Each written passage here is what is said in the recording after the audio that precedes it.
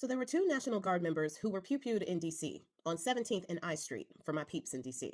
Now, the National Guard members were from the National Guard in West Virginia, and they were stationed in D.C.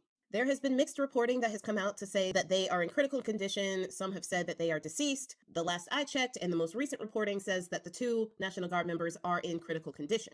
Now, NBC News has confirmed that the suspect is a 29-year-old Afghan man. Now, let me stop there. If I said Afghan man and you immediately said, oh, that's why, you are part of the problem. Stop it.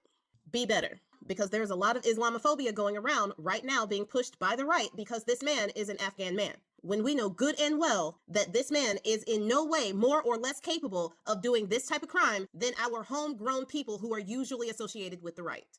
And they never seem to have this type of rhetoric, this type of fear-mongering about the white supremacist Christian nationalists that pew-pew schools, churches, the CDC, military installations, colleges, parks, mosques, pizzerias, Planned Parenthoods, and the list goes on.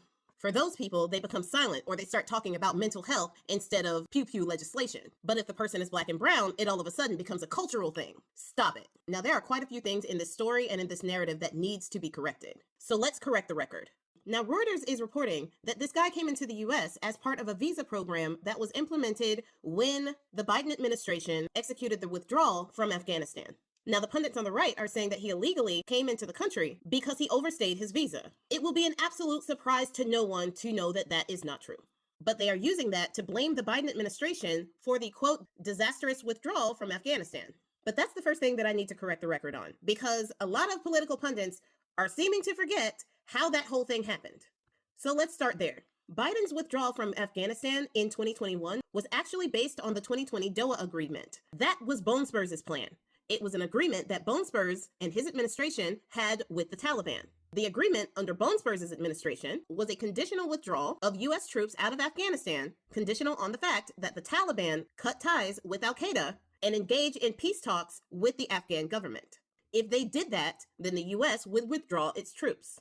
Problem is, the Taliban didn't do that. The Taliban didn't actually adhere to the agreement. But even though the Taliban was not adhering to the agreement, the Bone Spurs administration in January of 2021 reduced the number of troops to 2,500 in Afghanistan.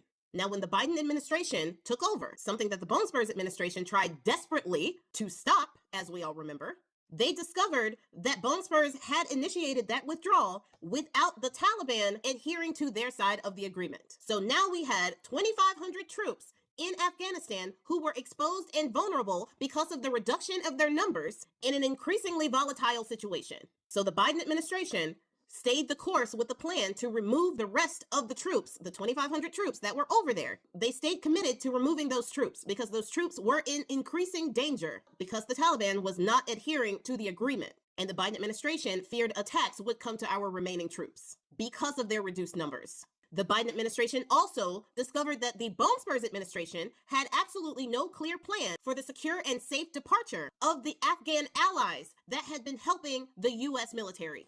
The Bone Spurs administration had planned to leave those allies, the people who had been working with the U.S. military for years. He was going to leave those people and their family there to be at the mercy of the Taliban because he has absolutely no soul.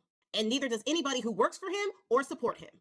Now, people can criticize that Bone Spurs' plan was a conditional withdrawal.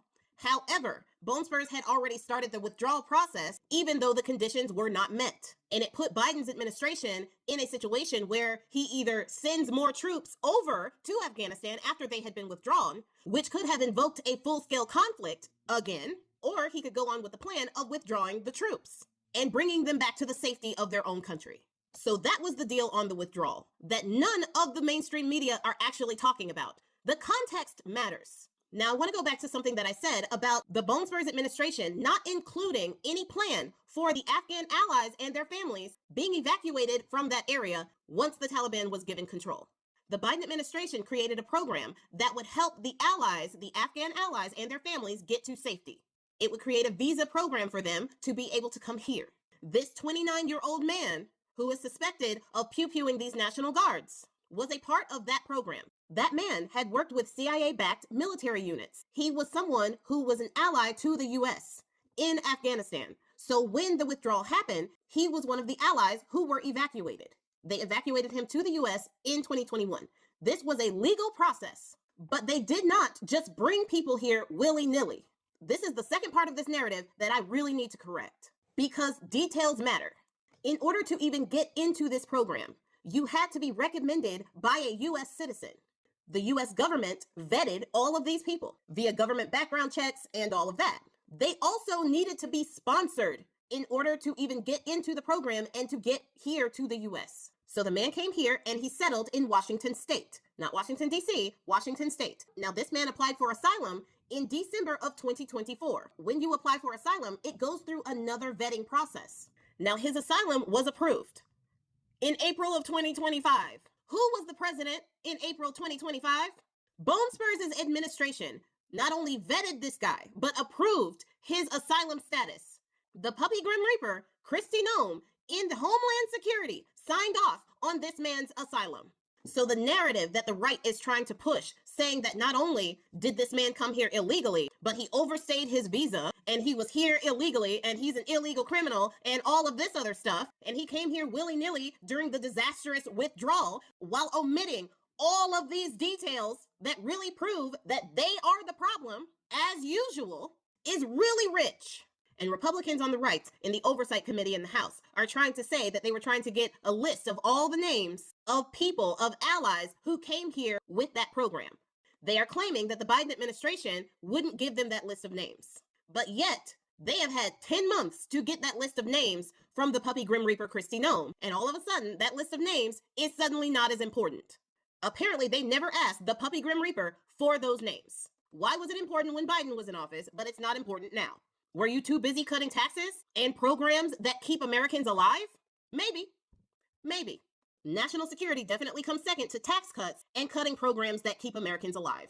And the last thing I need to correct the record on is that the right is trying to say that the video that the 5 Democrats put out saying that the military need not follow illegal orders is the reason for this attack. They are saying that this put the military as a target. If the Republicans are nothing, they are the best victims in the world, while completely ignoring victims of the things that they do.